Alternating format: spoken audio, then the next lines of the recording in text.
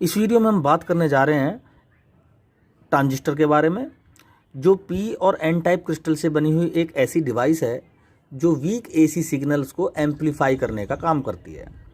ये डिवाइस 1948 में William Shockley, जे बार्डन और वॉल्टर हाउसर ब्रिटेन ने इन्वेंट की। ये एक्चुअली दो प्रकार का होता है transistor. Number first PNP transistor और दूसरा एनपीएन ट्रांजिस्टर। तो सबसे पहले इस वीडियो में हम ट्रांजिस्टर के कंस्ट्रक्शन के बारे में बात करेंगे और उसके बाद करंट कैसे इसमें फ्लो होती है, बाइसिंग कैसे दी जाती है इसको, और फिर इसके एम्पलीफिकेशन के बारे में कि ये सिग्नल को किस तरह से एम्पलीफाई करता है। तो भाई सबसे पहले हम बात करेंगे पीएनपी ट्रांजिस्टर। देखो, इसमें एन टाइप क्रिस्टल को दो पी टाइप क्रिस्टल के बीच में दबाकर बनाया जाता है, यानी n type crystal is sandwiched between two p type crystal. इसी तरह से एनपीएन में p type crystal is sandwiched between two n type crystal, यानी दो एन टाइप क्रिस्टल के बीच में पी टाइप क्रिस्टल को दबाकर बनाया जाता है। ठीक है। अच्छा, इसके तीन दोनों में, पीएनपी में और एनपीएन में, दोनों में ही इनके अपने अपने टर्मिनल्स होते हैं। देखो, इसको बोलते हैं एमीटर। एमीटर का मतलब जो चार्ज कैरियर्स को अमिट करने वाला पॉइंट, ये बेस होता है। और ये कलेक्टर, कलेक्टर का मीन्स जो एमीटर से चार्ज कैरियर अमिट हुए उनको कलेक्ट करने का काम करता है। वैसे ही एमीटर, बेस, कलेक्टर, इसके भी तीन टर्मिनल होते हैं। तो जो पी टाइप जो एमीटर पोर्शन होता है वो हाईली डॉप्ड होता है, और कलेक्टर लाइट डॉप्ड दोनों में ही, और बेस मीडियम डॉप्ड होता है। जो साइज़ की बात करें तो बेस सबसे पतला होता है, बहुत पतला होता है ये, और जो कलेक्टर होता है तो इसमें कलेक्टर का साइज सबसे बड़ा कलेक्टर होता है इसमें। ठीक है। तो बेस पतला, ये मीडियम, और सब साइज में सबसे बड़ा पोर्शन होता है कलेक्टर का। ठीक है। इसका एक रीज़न है। देखो, ये जो एमीटर बेस पोर्शन है ये फॉरवर्ड बाइसिंग में काम करता है एक बहुत छोटी बैटरी के साथ, और कलेक्टर बेस रीजन ये करता है रिवर्स बाइसिंग में बड़ी बैटरी के साथ, हायर वोल्टेज की बैटरी के साथ, सेम एनपीएन में। ठीक है। तो बाइसिंग, सबसे पहले हम इसका कंस्ट्रक्शन इसका समझने के बाद अब इसकी बाइसिंग की बात करते हैं। ठीक है। कंस्ट्रक्शन में हमने तीन बात पढ़ी कि भाई p type emitter portion heavily doped, light collector light doped, और ये मीडियम डॉप्ड होता है। ठीक। तो ये एमीटर, बेस, कलेक्टर, ये इसके तीन टर्मिनल हो गए। अब इसकी बाइसिंग देखते हैं। छोटी बैटरी के साथ हम इसको फॉरवर्ड कर देते हैं एमीटर बेस रीजन को। तो पी से पॉजिटिव जोड़ दें और बी एन से नेगेटिव, ये होगी हमारी फॉरवर्ड बाइसिंग। तो अभी हम इसमें कोई एसी सिग्नल से अप्लाई नहीं कर रहे। जब एम्पलीफिकेशन यानी थर्ड पोर्शन को पढ़ेंगे तब हम इसमें एसी सिग्नल भी अप्लाई करेंगे यहाँ पर। अब इसको कलेक्टर को रिवर्स बाइसिंग में कर दें, यानी नेगेटिव शो करेंगे,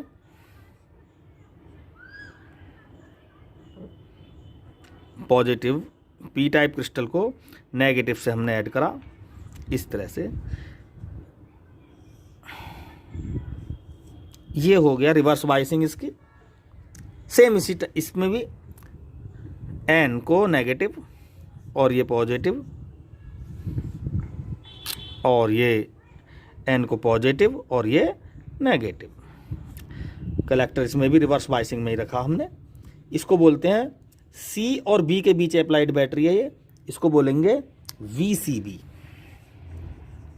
और इसे बोलेंगे वीईबी।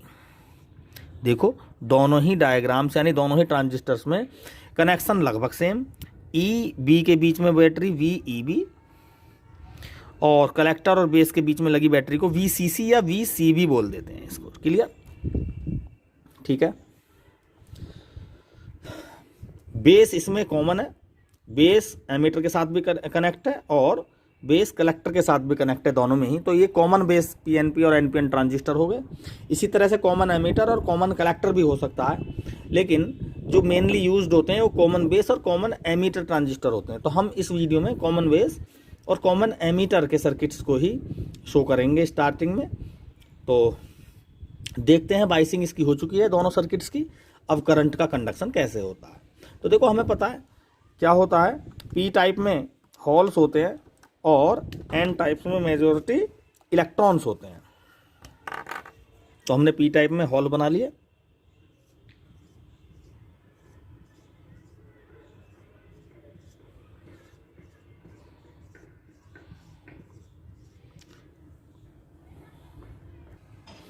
और एन टाइप में मेजॉरिटी इलेक्ट्रॉन्स। हमें पता है कि जो VEB बैटरी है ना, ये फॉरवर्ड बायस में लगी हुई है, तो एक्चुअली ये PN पोर्शन है। यहाँ एक J1 जंक्शन हो गया और ये J2 जंक्शन, यहाँ 2 जंक्शन है, P और N एक डायोड की तरह काम करेंगे, ये जंक्शन इनका हो गया। और ये N और P ये भी डायोड है एक। ये पहला पोर्शन फॉरवर्ड बायसिंग में समझो, और दूसरा डायोड रिवर्स बायसिंग में। तो यहाँ पर कितने जंक्शन है? 2 जंक्शन है। तो हम इसको बाईपोलर जंक्शन ट्रांजिस्टर भी कहते हैं, यानी इसका नाम BJTB है। ठीक है, तो हमें पता है कि भाई जो PN जंक्शन है इसमें फॉरवर्ड बायसिंग दी हुई है, अपने एक डिप्लेशन लेयर तो होती है इसमें। फॉरवर्ड बायसिंग में जो डिप्लेशन लेयर क्रिएट होती है तभी तो बायसिंग की ज़रूरत पड़ी करंट को कंडक्ट करने के लिए। अगर डिप्लेशन लेयर ना होती तो बायसिंग की ज़रूरत नहीं होती। तो चूँकि डिप्लेशन लेयर है, करंट को इसमें रीस्टार्ट करने के लिए हमें बैटरी लगानी पड़ी।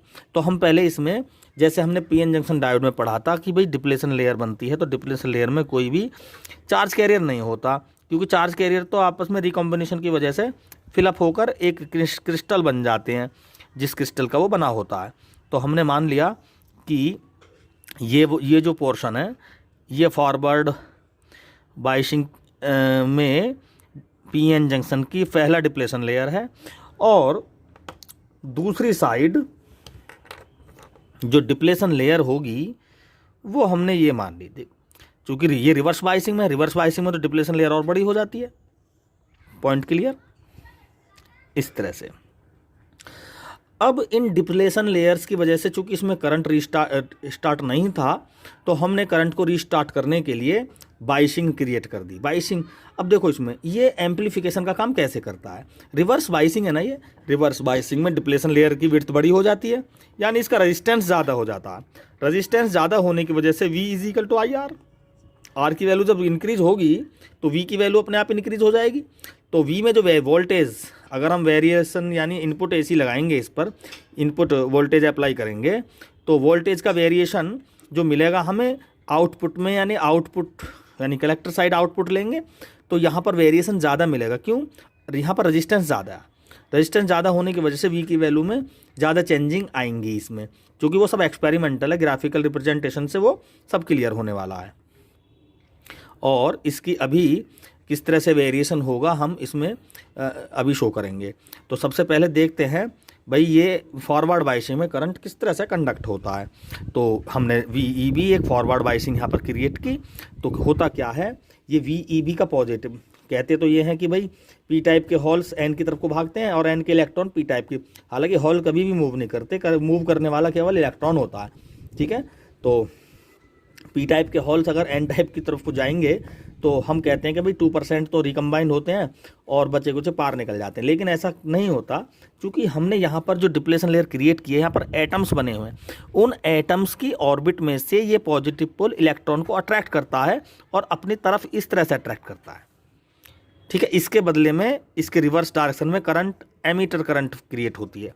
इसको IE से डिनोट करते हैं। जैसे ही यहाँ पर इलेक्ट्रॉन अट्रैक्ट हो गया पॉजिटिव पोल की वजह से और यहाँ पर फिर हॉल क्रिएट हो गया, तो इस हॉल को भरने के लिए नेगेटिव से इलेक्ट्रॉन फिर जाएगा और इसको भरेगा। जब इलेक्ट्रॉन ऊपर को जाएगा तो करंट नीचे की तरफ चलेगा, तो बेस करंट ये क्रिएट हो गया। अब इसमें क्या होता है, यहाँ पर जो ये बैटरी होती है, एक्चुअली ये हॉल्स कहते हैं कि भाई ये जो हॉल्स हैं ना, ये पॉजिटिव होते हैं, ये नेगेटिव इनको अट्रैक्ट करता है। एक्चुअली ये नेगेटिव इनको अट्रैक्ट नहीं करता, बल्कि ये हॉल्स अपनी जगह ही रहते हैं। यहाँ से इनको भरने के लिए यहाँ से इलेक्ट्रॉन, ये हॉल्स इन इलेक्ट्रॉन को बैटरी के नेगेटिव पोल से अपनी तरफ अट्रैक्ट करते हैं, इस तरह से। ठीक है, तो इसके बदले में अपोजिट डायरेक्शन में करंट क्रिएट हो जाता है, जिसको हम कलेक्टर करंट बोलते हैं। तो ये हो गया कलेक्टर करंट। अच्छा, रिवर्स डायरेक्शन में है ना ये, तो जनरली इसमें मिनियोरिटी चार्ज कैरियर की वजह से इस रीजन में करंट फ्लो होगा। तो देखो ये एक सर्किट तो ये हो गया इसमें, ये वाला रीजन। ठीक है, तो IC करंट ऐसे चलेगा इस तरह से, और करंट इस तरह, इलेक्ट्रॉन इस तरह से फ्लो होंगे इस सर्किट में ऐसे।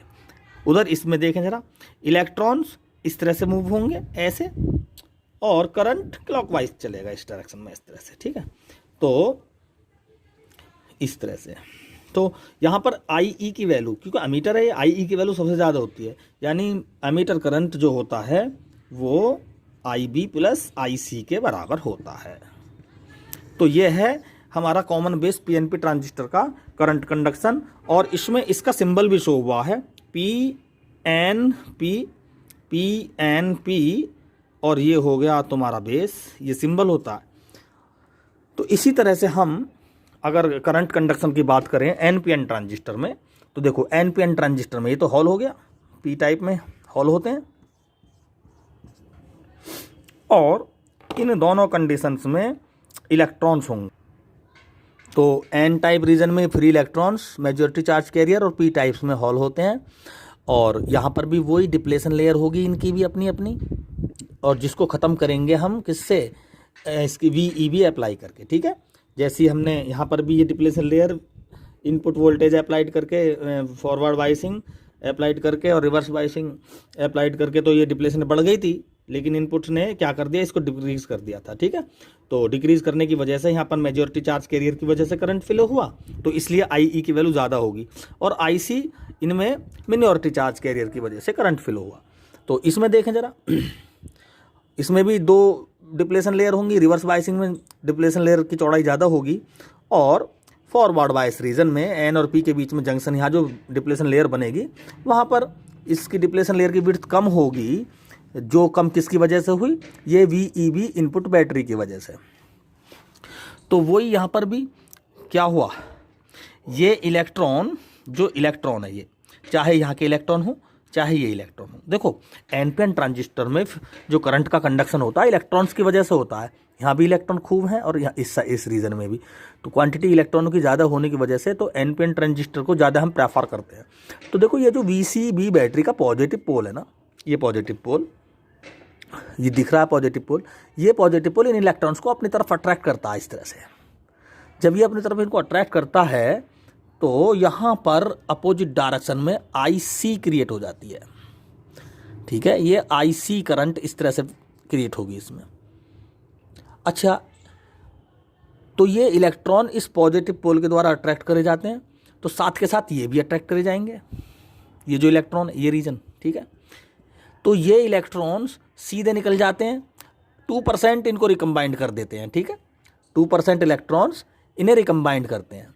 अब यहाँ पर रिकम्बाइंड हो गया, तो इन इलेक्ट्रॉनों को अगेन खींचने के लिए ये बैटरी का पॉजिटिव पोल है ना, ये इनपुट फॉरवर्ड बाइसिंग का पॉजिटिव पोल, ये पॉजिटिव पोल इन इलेक्ट्रॉनों को कोशिश करता है कि ये नीचे को खींचे जाएं, ऐसे दोबारा कर खींचे जाएं इलेक्ट्रॉन, ठीक है, यहाँ से इस पॉजिटिव पोल के द्वारा, क्योंकि 2% तो रिकम्बाइंड हो गए और 98% पार निकल गए इसके। तो जब ये पॉजिटिव पोल यहाँ से इलेक्ट्रॉन्स को खींचेगा तो ऊपर की डायरेक्शन में यहाँ पर बेस करंट बन जाएगा, क्लियर। अब इलेक्ट्रॉन्स चूँकि पॉजिटिव पोल, ये जो बैटरी लगी हुई है ये पॉजिटिव पोल्स भी खींच रहा है, और साथ में ये जो पॉजिटिव पोल है VEB का पॉजिटिव पोल, ये इलेक्ट्रॉन्स को यहाँ से भी खींचने की कोशिश कर रहा है, और जो इसके नज़दीक इलेक्ट्रॉन है ना भाई, ये जो इलेक्ट्रॉन है इस रीजन का, ये इस रीजन का इलेक्ट्रॉन भी तो सीधा भागने की कोशिश करेगा, वो सीधा ना भाग कर वो इस साइड को भी आ सकता है, ठीक है। तो इस बैटरी के रीजन में जो भी इलेक्ट्रॉन नज़दीक, जैसे ये वाला इलेक्ट्रॉन है, जो ये अपर इलेक्ट्रॉन है, इसके चांस हैं आगे को जाने के, लेकिन जो ये इलेक्ट्रॉन है इसके चांस हैं इस साइड को आने के। तो कम क्वांटिटी में इलेक्ट्रॉन आ रहे हैं इस साइड को, तो कम करंट ही फ्लो होगी, तो कुछ इलेक्ट्रॉन ऐसे भी आएंगे, और चूँकि 98% की हम बता रहे हैं सीधे निकल गए, तो 2% इलेक्ट्रॉन के चांस इस साइड को आने के होते हैं, तो ये IB करंट की वैल्यू भी इतनी ही कम होती है। तो इस तरह से यहाँ पर देखें जरा, जब इलेक्ट्रॉन इस तरह से आ रहे हैं, ये पॉजिटिव पोल इन इलेक्ट्रॉन खींच रहा है, तो ये बैटरी के नेगेटिव पोल से भी इलेक्ट्रॉन ऐसे जाएंगे, और एमीटर करंट इस तरह से चलेगा, ये एमीटर करंट इसमें फ्लो होगा। तो एमीटर करंट ऐसे जाएगा, ऐसा समझो जैसे एमीटर करंट इस तरह से जा रहा है, और कुछ यहाँ पे बट गया और कुछ आगे को निकल गया, यानी यहाँ भी IE जो होगा वो IB प्लस IC के इक्विवेलेंट में होगा। तो ये इसका सिंबल हो गया NPN, कॉमन बेस है ये। तो कॉमन बेस ऐसे ही इसी तरह से हम कॉमन अमीटर को भी इसी वीडियो में अभी एक्सप्लेन करेंगे। देखो इस डायग्राम में कॉमन अमीटर एनपीएन ट्रांजिस्टर है। इसमें क्या है, एमीटर को कॉमन किया गया है। ठीक है, देखो ये एमीटर बेस से भी कनेक्ट है और ये एमीटर यहाँ पर कलेक्टर से भी कनेक्ट है। तो पहले हमने बताया था बेस को कॉमन करके बताया था, पहले कॉमन बेस सर्किट बनाए थे। अब बना रहे हैं हम कॉमन अमीटर सर्किट। तो कॉमन अमीटर में ये positive point P type positive से और ये एन नेगेटिव से, और इस साइड देखो कलेक्टर एन है तो ये पॉजिटिव से, और ये नेगेटिव पोर्शन यहाँ पर हमने जोड़ दिया इससे। ठीक है, तो ये कलेक्टर ऑलरेडी एन है ना, ये पॉजिटिव से अटैच्ड है, इसका मतलब ये रिवर्स बायस में है और ये पोर्शन फॉरवर्ड बायसिंग में है। तो एन रीजन में यहाँ पर भी इलेक्ट्रॉन्स हैं। उसी तरह से हम इसकी भी करंट की कंडक्शन को सीख लेंगे। सेम उसी तरह से जैसे कॉमन बेस में करंट का फ्लो हुआ था वो इसमें कॉमन अमीटर में हो जाएगा। ठीक है, और इसमें होल्स हैं। रिवर्स बायसिंग में फॉरवर्डन, ये जो रिवर्स बायसिंग में डिप्लेशन लेयर की विड्थ बहुत ज़्यादा है और फॉरवर्ड बायसिंग में ये डिप्लेशन लेयर लगभग समाप्त हो जाती है और करंट का फ्लो इसमें स्टार्ट हो जाता है। तो इसमें वही भाई ये एन टाइप के रीजन वही काम करेंगे, कुछ इलेक्ट्रॉन्स होल्स को भरेंगे और 98% पार निकल जाएंगे। ठीक है, तो ये पॉजिटिव पोल वही काम करेगा, इन इलेक्ट्रॉन्स को अपनी तरफ अट्रैक्ट करेगा और एक कलेक्टर करंट को क्रिएट कर देगा यहाँ पर। क्लियर? उसी तरह से यहाँ पर देखें जरा, बेस में इलेक्ट्रॉन्स इन होल्स को फिलअप करेंगे या डिफ्यूज़ कर देंगे और एक बेस करंट को क्रिएट करेंगे। तो जैसे ये जो इलेक्ट्रॉन है, जैसे बेस कॉमन बेस में था वैसे यहाँ पर भी होगा। ये इलेक्ट्रॉन्स या तो सीधे निकल जाएंगे, जो देखो इस बैटरी के नज़दीक है ना ये इलेक्ट्रॉन, तो ये इनकी टेंडेंसी होगी इधर को खींचने की। ये पॉजिटिव पोल इनको अट्रैक्ट करेगा। ये जो VC, इसको बोलेंगे VCB, ये बेस है ना VCB का पॉजिटिव पोल इन इलेक्ट्रॉन्स को और इनको सबको अट्रैक्ट करेगा अपनी तरफ। तो 98% तो पार चले जाएंगे क्योंकि बड़ी बैटरी है, ये छोटी बैटरी है, इसको बोलेंगे VEB, एमीटर और बेस के बीच में लगी हुई बैटरी है ये। तो VEB भी अट्रैक्ट करेगी इनको, तो ये अपनी तरफ अट्रैक्ट करेगी इस तरह से। तो इसके बदले में ये करंट चल गया IB, बेस करंट चल गया। यहाँ पे देखें इलेक्ट्रॉन की टेंडेंसी ऐसे जाने की है, तो ये करंट IE ऐसे चल गया, IE एमीटर करंट चल गया ये इसमें। तो देखो एमीटर करंट को ऐसा समझो जैसे कुछ तो इस साइड को बट गया और कुछ ऊपर को बट गया, इस तरह से दोनों पार्ट्स में बट गया ये करंट। यानी IE यहाँ पर भी क्या हो गया, IC प्लस IB के बराबर। ठीक है, यानी IE एज ए एमीटर काम कर रहा है, होल्स उसको चार्ज कैरियर्स को एमिट करने का काम करता है और कलेक्टर इनको कलेक्ट करने का काम करता है। तो ये है बाइसिंग के द्वारा NPN और PNP ट्रांजिस्टर की कॉमन बेस और कॉमन एमीटर में करंट किस तरह से कंडक्शन होता है, ये सिस्टम है इनका। ठीक है, अब हम जो इस वीडियो में आगे बात करेंगे वो करेंगे कि भाई ये एम्पलीफिकेशन कैसे करता है AC सिग्नल्स का। तो जी हम इसमें एम्पलीफिकेशन जो करेंगे वो करेंगे इनके सिंबल्स की वजह से। जैसे ये हमारा NPN कॉमन एमीटर का हमने बताया किस तरह से करंट का फ्लो होता है ना। ओबियसली इलेक्ट्रॉन अट्रैक्ट कर लिए जाते हैं, 2% होल्स को डिफ्यूज़ करते हैं और कुछ इलेक्ट्रॉन्स इस तरह से अट्रैक्ट कर लिए जाते हैं, कुछ सीधे चले जाते हैं। तो बेस करंट, एमीटर करंट और इस तरह से कलेक्टर करंट इसमें जनरेट होता है।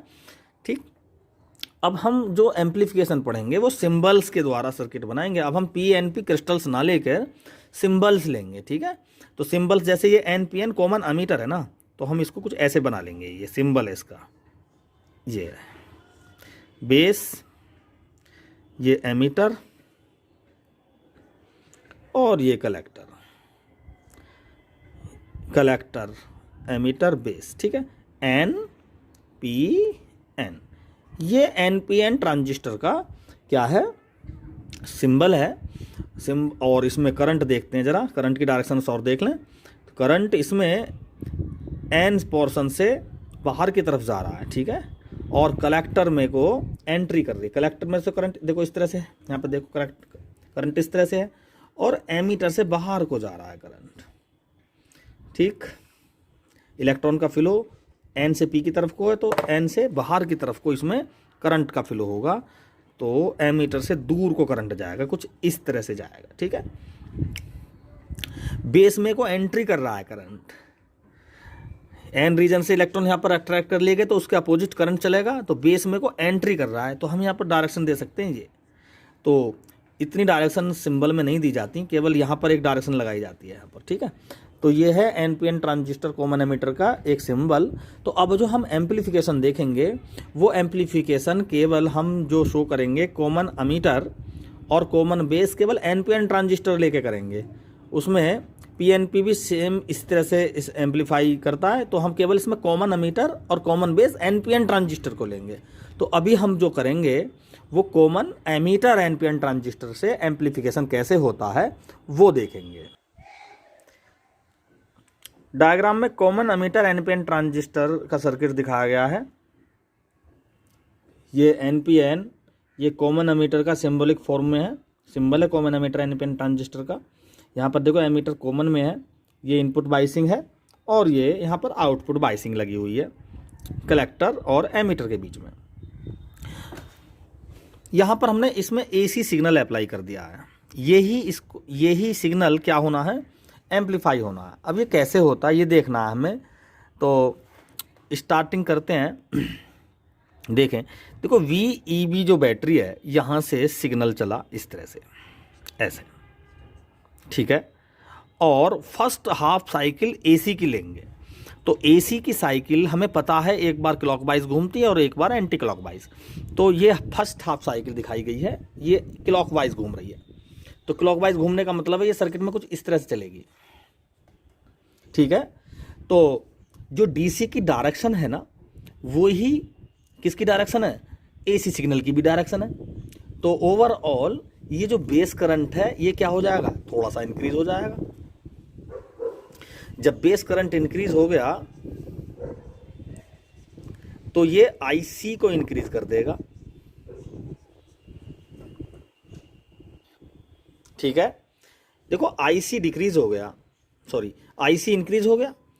अब देखो यहां पे देखो, हमें पता है IE is equal to IB plus IC increase हो गया, IB इंक्रीज हो गया, तो IE तो अपने आप ही इंक्रीज होगा। क्लियर। यहां पे देखें जरा इक्वेशन में, अगर हम किरचॉफ वोल्टेज रूल लगाएं तो ये जो VCC बैटरी है ना, VCC वोल्टेज, ये इस तरह से कुछ एक इक्वेशन बन जाएगी कि VCC equal to VCE plus ICRL। ICRL का मतलब इस लोड रेजिस्टेंस के अकॉर्डिंग पोटेंशियल ड्रॉप। VCC जो है ये बाहर की बैटरी, इस सर्किट में अगर किरचॉफ वोल्टेज रूल लगाएं तो देखो ये इक्वेशन बनेगी VCC is equal to VCE plus ICRL। तो VCE क्या है, हमारा आउटपुट वोल्टेज, यही हमें कैलकुलेट करना है, यही देखना है, इसको ही एम्पलीफाई करना है। तो यहाँ पर हमने देखा है पहले हाफ साइकिल में IB इंक्रीज हुआ तो IC इंक्रीज हुआ। यहाँ देखें जरा, देखो जब IC इंक्रीज होगा तो VCE डिक्रीज होगा। पॉइंट क्लियर, VCE डिक्रीज होगा। तो हम देखते हैं जब हम ग्राफिकल रिप्रेजेंटेशन करेंगे इसका, तो जब हमने AC सिग्नल में थोड़ा सा इंक्रीजमेंट किया, यानी हमने देखा यहाँ पर केवल इतना इंक्रीजमेंट किया हमने, इसमें एरो देखो इसमें जरा, एक ये एरो बनाया हमने, 0 से केवल इतना इंक्रीजमेंट किया, वेरिएशन किया, तो जो आउटपुट वोल्टेज होगा उसमें देखो IC की वैल्यू क्या हो रही है, बढ़ रही है, तो VCE घटेगा। VCE का मतलब है आउटपुट वोल्टेज में वेरिएशन होगा, डिक्रीजमेंट में, है ना। जब IC की वैल्यू बढ़ा रहे हैं, अगर IC 0 हो जाए तो VCE is equal to VCC। अगर हम ग्राफिकल रिप्रेजेंटेशन देखें तो ये VCC है, ठीक है, इस पॉइंट पर VCC है और ये VCE होगा। तो जब IC 0 है, यहाँ पे IC 0 कर दूं अगर मैं, तो VCE is equal to VCC। तो यहाँ पर हमारा आउटपुट वोल्टेज इस पोजीशन पे है, यहाँ पर है। लेकिन जैसे ही हमने इसमें थोड़ा सा वेरिएशन देखा तो IC बढ़ा, यहाँ से देख सकते हैं IB बढ़ेगा तो IC भी बढ़ेगा। जैसे ही IC बढ़ा तो VCE घटा, तो जब हमने देखा एक्सपेरिमेंटली तो VCE में जो वेरिएशन हुआ घटने वाला वो कुछ ज़्यादा ही हुआ। यानी जब IC 0 था तो VCE है VCC के इक्वल, लेकिन इनपुट में थोड़ा सा इंक्रीजमेंट हुआ तो ये बहुत ज़्यादा डिक्रीज हुआ, इस तरह से ऐसे इतना डिक्रीज हो गया इसमें। क्लियर? अब देखें जरा, इसको हम थोड़ा सा और वेरिएट कर दें ऐसे, तो ये थोड़ा सा और डिक्रीज होगा। जब थोड़ा सा ये वैल्यू थोड़ी सी ज़्यादा बड़ी होगी तो IC और ज़्यादा बड़ा होगा तो VC और घटेगा, तो VC घटेगा तो सही, लेकिन वेरिएशन जितना इनपुट में इंक्रीजमेंट हो रहा था उससे बहुत ज़्यादा वेरिएशन हो रहा है इसमें। यानी ये हो गया भैया इतना वेरिएशन हो गया, इतना। Point clear? अब यहाँ पर देखें जरा, AC को हमने यहाँ पर बढ़ा दिया और बढ़ा थोड़ा सा, उसके बाद AC बढ़ना बंद, डिक्रीज होना शुरू हो गया AC। क्लियर? AC क्या हो गया? डिक्रीज होना शुरू हो गया। तो AC की भी तो अपनी पीक वैल्यू पर जाने के बाद डिक्रीज होता है ना ये। तो जैसे ये यहाँ पर पहुँचा सैचुरेशन, AC सबसे ज़्यादा हो गया, तो उस कंडीशन में यहाँ पर हमारा आउटपुट वोल्टेज में वेरिएशन यहाँ तक आ गया। क्लियर? अब क्या देखते हैं हम, अब AC सिग्नल की दूसरी साइकिल शुरू हो गई। कौन सी वाली? Anti clockwise. ये तो क्लॉकवाइज थी, अब होगी ये एंटी क्लॉकवाइज साइकिल शुरू, कुछ ऐसे। तो जब इस तरह से साइकिल शुरू हुई AC की, तो यहाँ पर IB तो बैटरी का तो पॉजिटिव, भाई DC करंट तो एक ही डायरेक्शन में चलेगा, IB तो ऐसे ही चलने वाला है। लेकिन AC की एंटी क्लॉकवाइज साइकिल शुरू हो गई तो यहाँ पर क्या हुआ? IB डिक्रीज हो गया। भाई IB तो डिक्रीज होगा ना, बैटरी की करंट ऐसे चल रही है, AC ऐसे अपोजिट चल रही है करंट, तो IB डिक्रीज तो IC भी डिक्रीज, ये IC भी डिक्रीज हो गया। जब IC कम हुआ तो VCE बढ़ गया, यानी आउटपुट वोल्टेज जो लोड रेजिस्टेंस में को वोल्टेज का वेरिएशन, उसमें बढ़ोतरी देखी गई। लेकिन बढ़ोतरी कितनी देखी गई?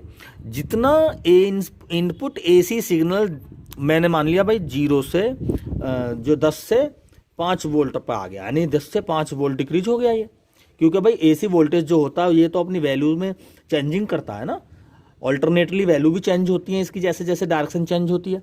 तो मैंने मान लिया 10 से ये 5 वोल्ट पे आ गया, तो हमने यहाँ देखा ये 0 से ये तो 10 से 5 वोल्ट पे आया था, लेकिन ये तो 0 पे पहुँच गया था, ये 5 नहीं, ये तो 10 पे पहुँच गया दोबारा, अगर अब इंक्रीज हो गया ना। देखो IC डिक्रीज होगी दूसरी कंडीशन में तो VCE बढ़ेगा, तो बढ़ने का मतलब है इसमें वेरिएशन होगा, इंक्रीजमेंट होगा। तो AC में बहुत कम डिक्रीजमेंट हुआ तो आउटपुट सिग्नल में बहुत ज़्यादा इंक्रीजमेंट हुआ, यानी चेंजिंग ऑफ पोटेंशियल वोल्टेज जो होगी वो आउटपुट में कुछ ज़्यादा ही वेरिएशन होगा। ठीक है? अब इस कंडीशन में देखो, इसको थोड़ा सा 5 से 0 कर दो यहाँ पे, है ना, सॉरी एंटी क्लॉकवाइज में, एंटी क्लॉकवाइज करंट में 0 कर दो इसको, तो ये क्या होगा? IB कम हो गया, IC और कम, IC 0, तो ये IC की वैल्यू बहुत ज़्यादा कम हो गई तो VCE की वैल्यू मैक्सिमम पे पहुंच जाएगी उस कंडीशन में, तो ये और ज़्यादा मैक्सिमम हो गया। तो इस तरह से देखो जरा, जो इनपुट AC सिग्नल है फर्स्ट हाफ साइकिल में, अगर मैं मान रहा हूँ उसमें 1 वोल्ट का वेरिएशन हुआ इंक्रीजमेंट में, अगर AC इनपुट में 1 वोल्ट की बढ़ोतरी हुई तो आउटपुट वोल्टेज में 5 वोल्ट की डिक्रीजमेंट का वेरिएशन हो गया। भाई हमें मतलब डिक्रीज से और इंक्रीज से नहीं है, हमें मतलब है वेरिएशन से। ठीक है? आउटपुट वोल्टेज में, चूंकि आउटपुट वोल्टेज कहाँ से जुड़ा हुआ है? कलेक्टर से। ये रिवर्स बाइसिंग में है, यहाँ पर रिवर्स बाइसिंग में जो करंट है वो रीजन रेजिस्टेंस बहुत ज़्यादा है वहाँ पर, तो यह वोल्टेज को वेरी करता है, बहुत ज़्यादा क्वांटिटी में वोल्टेज को वेरी करता है ये। तो हमें मतलब ये नहीं है कि आउटपुट सिग्नल इनपुट के बढ़ाने से घट रहा है या घटाने से बढ़ रहा है, हमें मतलब है इसके वेरिएशन से। ठीक है? तो हम तो क्लियर देख रहे हैं इस सर्किट में AC सिग्नल में बढ़ोतरी करते हैं तो आउटपुट सिग्नल डिक्रीज होता है, इससे मतलब नहीं है डिक्रीज से, हमें मतलब है वेरिएशन से। यहाँ पर वेरिएशन बढ़ रहा है घट रहा है नहीं देखना हमें, 0 से 1 वोल्ट का वेरिएशन हो रहा है, तो यहाँ पर 1 वोल्ट की चेंजिंग आई, तो इस साइड कम से कम 5-7 वोल्ट की चेंजिंग आ जाएगी। इसका मतलब क्या हुआ कि ये जो डिवाइस है ये AC सिग्नल्स को एम्पलीफाई कर रही है, सीधे सीधे। अब यहाँ पे देखो फेज देख लें, देखो ये AC इस तरह से चल रहा है ऐसे, और आउटपुट में रिवर्स हो रहा है इस तरह से। तो ये जीरो लाइन है, यहाँ पे करंट जीरो है इस पॉइंट पे, लेकिन जो हमारा आउटपुट वोल्टेज है वो इसके ऊपर ही रहता है। लेकिन हमें एक्चुअली दिखाया जाता है कि भाई हमें दिखाया जाता है बुक्स वगैरह में कि भाई ये तो AC है और ये इसकी इनपुट है, ये इनपुट AC है, ये इसका आउटपुट है, कुछ इस तरह से दिखाया जाता है। तो जीरो के रेस्पेक्ट में दिखाया जाता है, लेकिन एक्चुअली जीरो के रेस्पेक्ट में नहीं होता ये तो एक्चुअली जीरो के ऊपर ही चलता है सब कुछ, ठीक है। ये वेरिएशन हमारा AC का यहाँ पर आउटपुट वेरिएशन कुछ इस तरह से। तो यहाँ पर देखें तो यहाँ पर जब AC सिग्नल इसकी फेज ये है तो इसका फेज अपोजिट हो गया ना, तो यहाँ पर फेज होता है 180 डिग्री का, ठीक है, 180 डिग्री का फेज होता है। तो ये है कॉमन एमिटर NPN ट्रांजिस्टर में किस तरह से। तो ये एक्सपेरिमेंटली है, इनपुट में AC का कम वेरिएशन है, आउटपुट में AC ज़्यादा वेरिएशन में मिलती है। ये सब क्या है, ये एक एक्सपेरिमेंट है, क्योंकि जब हम ग्राफिकल रिप्रेजेंटेशन देखते हैं तो AC में कम चेंज के साथ ही आउटपुट में ज़्यादा चेंज मिलता है। वो हम आउटपुट करैक्टरिस्टिक ग्राफ से और ज़्यादा क्लियर करेंगे अगली वीडियो में। लेकिन फिलहाल अभी हम कॉमन एमिटर NPN ट्रांजिस्टर के साथ कॉमन बेस ट्रांजिस्टर का भी हम एम्प्लीफिकेशन शो कर रहे हैं। तो डायग्राम में कॉमन बेस NPN ट्रांजिस्टर का सर्किट है, ठीक है, जो कॉमन बेस NPN ट्रांजिस्टर के सिंबलिक फॉर्म में है। ये सिंबल है NPN ट्रांजिस्टर का। अरे कॉमन बेस, देखो बेस इसमें कॉमन है, बेस एमीटर से भी कनेक्ट है और बेस कलेक्टर से कनेक्ट है, ठीक है। तो आउटपुट में VCC लगी हुई है रिवर्स बाइसिंग में, और इनपुट में ये VEB है फॉरवर्ड बाइसिंग में लगी हुई एक बैटरी। इसमें हम देखते हैं कैसे इसमें हमने AC सिग्नल अप्लाई कर रखा है, इसको हम कैसे एम्पलीफाई करते हैं इसमें देखेंगे।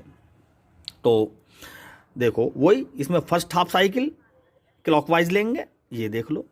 तो जब हमने फर्स्ट हाफ साइकिल क्लॉकवाइज ले ली तो भाई एमीटर करंट तो अपोजिट डायरेक्शन में है, तो IE क्या होगा, IE इसमें डिक्रीज होगा, और जब IE डिक्रीज होगा तो IC भी डिक्रीज होगा, क्योंकि IE इज इक्वल टू होता है according to Kirchhoff IB plus IC। IE decrease होगा क्योंकि बेस करंट बहुत कम होता है, ठीक है। तो IE और IC लगभग बराबर होते हैं, IE को घटाएंगे तो IC अपने आप डिक्रीज होगा। अब अकॉर्डिंग टू आउटपुट इसमें रिवर्स बाइसिंग रीजन में, यानी V कलेक्टर बेस रीजन में वोल्टेज जो होगा VCB, वो according to Kirchhoff VCC minus ICRL। अब यहाँ पर IC तो घट गया भाई, जब IC डिक्रीज होगा तो VCB बढ़ेगा, ओ भाई, है ना। तो इसको VCB इसको इंक्रीज होगा, इसका मतलब VCB इंक्रीज होने का मतलब VCB में आउटपुट वोल्टेज में वेरिएशन होगा। तो वेरिएशन पे तो हम बहुत कुछ बोल चुके। तो AC इनपुट में अगर छोटा सा भी इंक्रीजमेंट होगा तो IC डिक्रीज होगा, VCB बढ़ेगा, यानी VCB में इंक्रीजमेंट होगा। कितना होगा, वो ज़्यादा होगा, किससे, इनपुट से। ये ट्रांजिस्टर की प्रॉपर्टी है।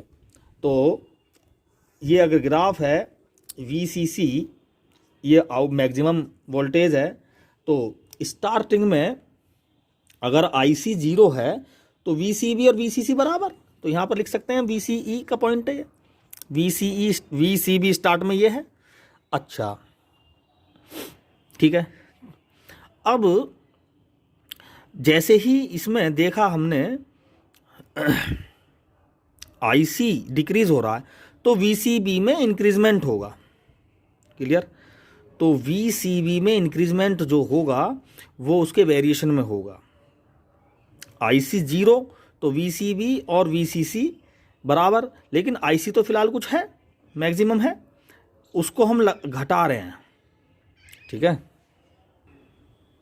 इस कंडीशन में देखें जरा, अगर ये दोनों टर्म आपस में बराबर हो जाती हैं तो VCB 0 हो गया, ठीक है। ये VCB जो आउटपुट वोल्टेज 0 है, तो हम मान लेंगे कि भाई VCC और ICRL, IC इतनी ज़्यादा है कि ये दोनों क्वांटिटी आपस में बराबर होकर ही 0 हो गया VCB, तो मैंने मान लिया VCB 0। लेकिन इस IC को जैसे ही हम घटा देंगे, देखो इस फर्स्ट साइकिल में IC डिक्रीज हो गया, यहाँ देखो IC डिक्रीज हो गया। जब IC डिक्रीज होगा तो VCB अब जीरो नहीं रहा, अब थोड़ा सा बढ़ गया। मैंने मान लिया स्टार्टिंग में VCC और ICRL दोनों टर्म बराबर हैं तो VCB बढ़ेगा, सॉरी VCB जीरो हो जाएगा। लेकिन IC बहुत ज़्यादा है तभी तो VCC के बराबर हुआ, लेकिन VCB उस कंडीशन में जीरो हो गया। लो मैंने ये मान लिया, ये 0 पॉइंट है इसका VCB का। अगर IC जीरो है तो VCB मैक्सिमम, ये पॉइंट है वो हमने बता रखा है, ठीक है, ये कंडीशन है। अब जैसे ही IC डिक्रीज होगा according to half clock circle, clock wise current AC cycle का, ठीक है, तो इस हाफ AC साइकिल के क्लॉक वाइज साइकिल की वजह से IE decrease, IC decrease, VCB increase. अब ये VCB इंक्रीज जो होगा वो इतना ज़्यादा हो जाएगा, यानी इतना सिग्नल AC में तो थोड़ा सा वेरिएशन हुआ, लेकिन ट्रांजिस्टर की प्रॉपर्टी के अकॉर्डिंग VCB में ज़्यादा वेरिएशन मिला हमें। तो इसका मतलब ये तो जो AC है इसमें तो थोड़ा सा ही वेरिएशन हुआ, ये देख लिया मैंने, लेकिन इसमें हो गया कुछ ज़्यादा ही वेरिएशन, इस तरह से हो गया। इसमें थोड़ा सा और किया हमने, ठीक है, तो ये थोड़ा सा और हो गया, यहाँ पर और वेरिएशन आया इसमें थोड़ा सा इनपुट में, इसमें थोड़ा सा और हो गया। अब ये डाउन जाए एंटी क्लॉकवाइज शुरू हो गया, तो ये भी एंटी क्लॉकवाइज है। AC सिग्नल अब एंटी क्लॉकवाइज डायरेक्शन में चला, तो यहाँ पर देखो ये भी एंटी क्लॉकवाइज वेरिएशन होगा इसका भी, लेकिन ज़्यादा होगा, इस तरह से हो गया इसका। इसमें थोड़ा सा और डिक्रीज हुआ तो ये भी डिक्रीज हुआ। इसका मतलब देखो वेरिएशन इसमें ज़्यादा है, इसलिए तो हम कहते हैं एम्पलीफाई हो गया सिग्नल। लेकिन फेज डिफरेंस इसमें क्या है, दोनों के फेज सेम है, यानी कॉमन अमीटर में तो क्या है, कॉमन अमीटर में 180 का फेज था, इसमें है 0 डिग्री का फेज, ठीक है। तो इस तरह से हम कॉमन बेस और कॉमन अमीटर दोनों में ही एम्पलीफाई, ये ट्रांजिस्टर सिग्नल को एम्पलीफाई कैसे करता है बड़ी इजीली से हम सीख सकते हैं। अगली वीडियो में हम बात करेंगे इनके कैरेक्टरिस्टिक ग्राफ्स के, आउटपुट कैरेक्टरिस्टिक और इनपुट कैरेक्टरिस्टिक ग्राफ्स के बारे में। Thank you.